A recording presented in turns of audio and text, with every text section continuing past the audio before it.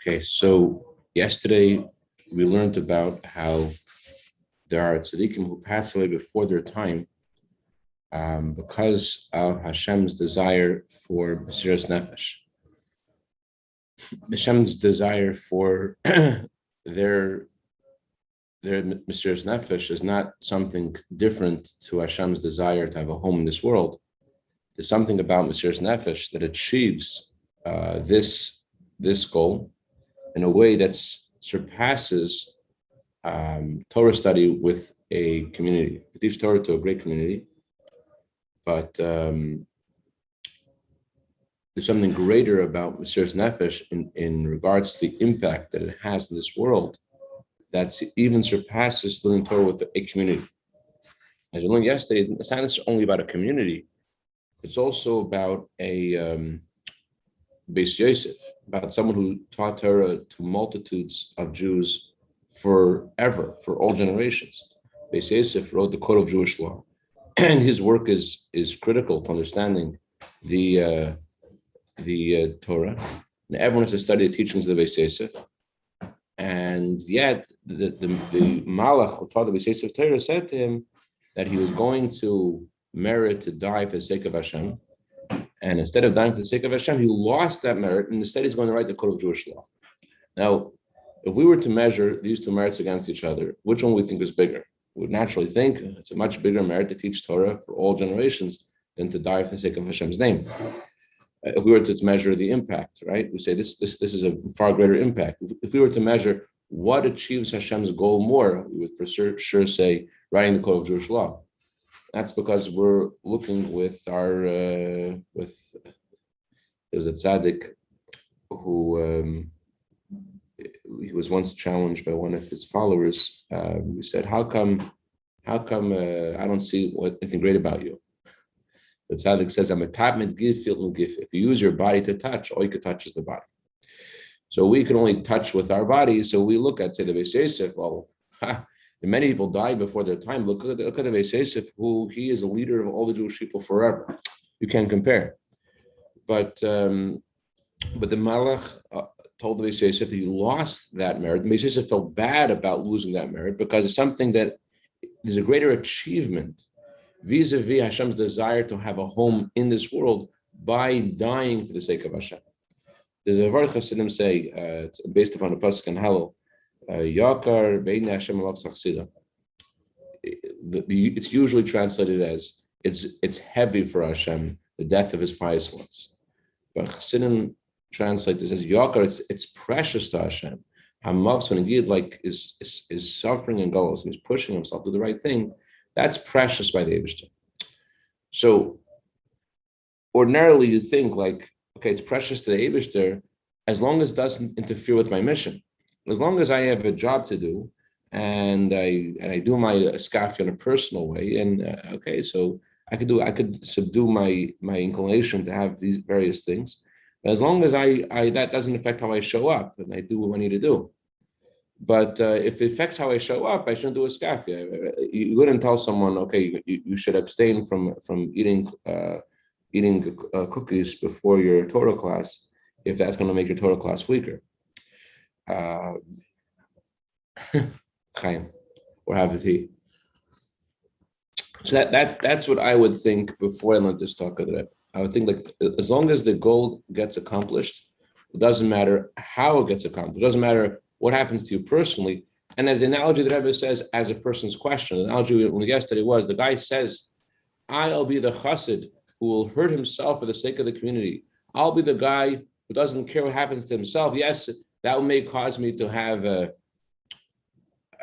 to need to be cleansed more in Gehennim in order to, but it doesn't matter as long as I could achieve the goal more, as long as I could reach out and accomplish more in the world. Doesn't matter. I need to be at total comfort in order for me to be able to do my job." That sounds it sounds intelligent, but the Rebbe says that that's not a correct way of looking at it. The Rebbe says that the Beis Yosef actually lost out. It would have been a greater accomplishment had he died for the sake of Hashem's name. The Rebbe's father achieved more by dying, by passing away before his time, then had he continued teaching Torah and continued sharing Torah, there's something accomplished vis-a-vis Hashem's intent in creation. So what does that have to do with us? It says that you may think that your personal control of your animal soul, things that you're doing that you indulge in that aren't up to your standard of service of Hashem, you may think, well, at least I get the job done, and at least it helps get the job done. Therefore, it means it's good. It says it doesn't mention this here, but unlike other religions, lahavdil, we don't believe that the end justifies the means. So you cannot say, well, as long as I'm accomplishing something great, doesn't matter how I get it. There is something called aveda. Aveda means that you are serving Hashem in a way that challenges what you want, and don't sacrifice it all on the altar of the benefit of the community, the benefit of others. I was saying that there's a personal obligation you have towards Hashem to serve Hashem on a higher level, and that is something that will accomplish more than what you think will accomplish by you indulging which is not beneficial for you. So although that isn't, everyone's different what they think is beneficial for them vis-a-vis their mission in the world, and there could be referring to multiple things in everyone's life. But I think that a point we need to take home is that just because something helps you do what you need to do doesn't make it kosher. If something isn't kosher, if something isn't good for you, don't say, oh, well, it helps you get something else done. It doesn't work. Your sacrifice and giving up whatever that thing is, that actually accomplishes more for Hashem's intended creation than whatever you think you're doing because you had that non-kosher thing. So, and then there concludes that point with saying, if that doesn't make sense to you, you should know what Yaakov multiple Taver used to say whenever he had a discussion and he couldn't explain himself. That's the way it is. So, I'm thinking about Chassidim of yesteryear and what this meant for them. Like in this Nemanov, whenever he would specifically, as I heard, I don't know if this is true, I heard that when he was learning Torah and he enjoyed it, he would switch. He would switch to another subject. I don't know if that's true or not, but I think that there's a lot of this that we're learning that could, if you taken the wrong way, could derail us from doing what we need to do. Obviously, that doesn't want us to. Chassidim have, for example, they eat before they daven. Specifically, they eat to help them daven. We don't say have a skafia and don't eat before you daven. We don't say that. On the other hand, I think that we all could find relevance in what they're saying. Don't have something that's not up to your standard just because it's going to help you do things better. Everyone on their level. I meet lots of Jews, and lots of Jews have lots of ideas. So I know lots of people have unhealthy things that they do, and they say, well, it helps me. Chalon Slan people, who say I smoke up, but it helps me think, it helps me accomplish it. It's not a correct way of, don't, even if it did help you accomplish, even if it did help you give that Torah class after you smoked up. He once wrote a letter to the Rebbe asking the Rebbe for a bracha for a mushroom mission. He wanted to go have a mushroom, and that would help him, share Torah on a different level. So obviously he didn't. It wasn't the right thing to do, despite the fact that he had a right that he probably felt that he would give a much better Hasidus class after that mushroom, right? And they're saying, even if you say you're right, even if that's true, it doesn't matter. Your Mesiras Nefesh, your Skafia does something for the world. That's something that they're mentioned over here. It's not just that it helps you as an individual. It's something that it does something for the world. The Rebbe's father's passing, it's something for the world that would have surpassed whatever he could have written down, whatever he could have taught. So it tells us a lot about how Hashem looks at our personal service of Hashem. In Tanya chapter 27, the Alter Rebbe says this. He says, one iskafia, giving up one thing that Hashem doesn't want you to do for a moment, causes you put down your little sitra achra, your little yitzhar inside of you. The Alter Rebbe says over there in Tanya, that causes a massive reduction of evil in the world. Im tagbia kanesher, it says in the Torah, if they'll raise themselves up like an eagle, says Hashem, I will bring you down from there. So the Alter Rebbe says when the klippa raises its head and challenges a Jew to do the wrong thing, and a Jew abstains from whatever the evil inclination tries them to get into, that causes such a satisfaction to Hashem, and it brings such a light of Hashem down to the world, causes an infinite light of Hashem brought down to the world. Like the previous Rebbe once said, you cannot imagine how precious it is for a Jew to have one good thought for one moment. So basically, Rebbe's telling us, I think, to throw out our yardsticks. You have a yardstick, and your yardstick is based upon your achievement in the world, etc. Throw out that yardstick. You have to look at the yardstick that the Eibishter gave you. He says that he wants you to do a skaf. He wants you not to give in to things which aren't good for you. Whatever isn't good for you, you shouldn't give in to that. And you shouldn't say, oh, there's a greater good, there's a greater accomplishment. Okay. That's the first point of this talk. And the second point of the talk on page 108, page Vav. This itself, Gufa, the very fact that you don't want to do this, you don't want to abstain from things that you like, and the fact you have questions, the very fact that you don't like it, and the fact you have questions, that is an indication this is something that Hashem wants you to do. Why? Why is it? I mean, when anyone has a baby knows that, that the most comfortable position for the baby is whatever is not comfortable for you, right? So is Hashem the same way? Whatever tastes worse must be Hashem wants it more. You know the story I shared about the guy from Slobodka, the guy who learned in this yeshiva about various punishments for various averos. He figured whatever tastes worse, it tastes better. Whatever has a bigger punishment must taste better.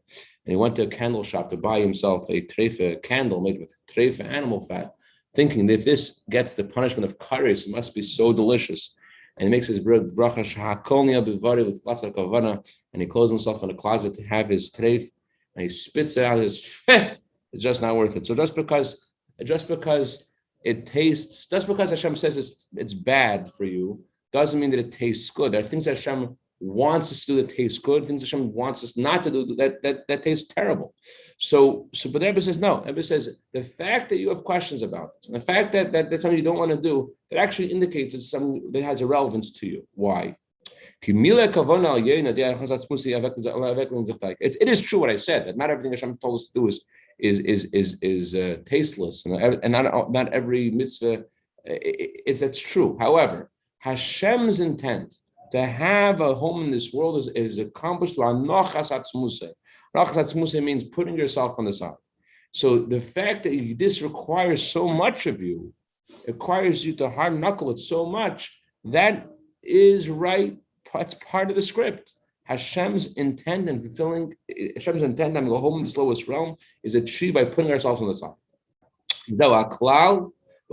This is a rule in all matters of service of Hashem. If you have two things you could do, and you don't know which one to choose, if you know which one to choose, then we don't have to talk about that. But if you don't know which one to choose, you should choose the job which is less enjoyable. Choose what's less enjoyable. That's the rule of thumb. Why? Because Hashem's intent is fulfilled specifically by putting yourself on the side. So if there's something that you don't like, probably that's what you're supposed to be doing right now. I don't know. I don't know if this rule overrides another rule. There's another rule that everyone said about serving Hashem, about two different paths to choose from. I had this question yesterday. That's why I'm thinking about this. If a Jew, let's say, needs to be visited for Bikkur Cholim, a Jew is sick, is alone, wants to visit, right? And you enjoy spending time with that person. You're not something else. You're not sure which mitzvah you're supposed to do. So there's a sikha we learned, I think, a few months ago, where the Rebbe talks about the face of Avraham and the face of Yitzchak. And Hashem made the face of Yitzchak look similar to the face of Avraham, in order that people shouldn't say that Yitzchak was not the child of Avraham. So Hashem made Yitzchak's face look like Avram's face. So Hashem could have also made Avram's face look like Yitzchak. The reason they would naturally look different is because Yitzchak is a person of fear, of a person who expressed fear of reverence for Hashem, and Avram expressed love for Hashem. So because of their difference in character, they had different physical features. So Yitzchak would have had the features of someone who had a lot of reverence and fear. And instead he had a physical, his face looked like a person of love and kindness. So the Rebbe says, how come Hashem didn't make it the other way around? why didn't Hashem make Avram? There's a choice over here. One can look at the other. Why? So you might answer because Avram was born first, but that says that doesn't answer the question because everything in Torah has a deeper has meaning. It's precise. So the reason why it had to happen that way is to give you a message in life.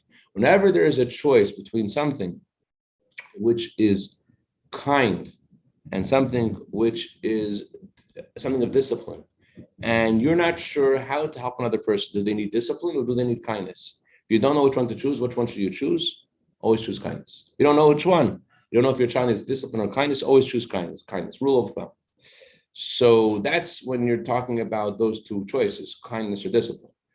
But here there is another point. You don't know which one thing to do. What you enjoy more, do the other thing. And even if you don't understand, put yourself on the side. Put your mind on the side, put your desires on the side, and specifically putting it all on the side, can you fulfill Hashem's intended creation? What's the bottom line? Hashem's intended creation is something which we cannot explain. It. Rebbe Rashab said in the name of the Alter Rebbe, although there are many explanations given for creation, Hashem wants to do kindness. Hashem wants to reveal His power in the world.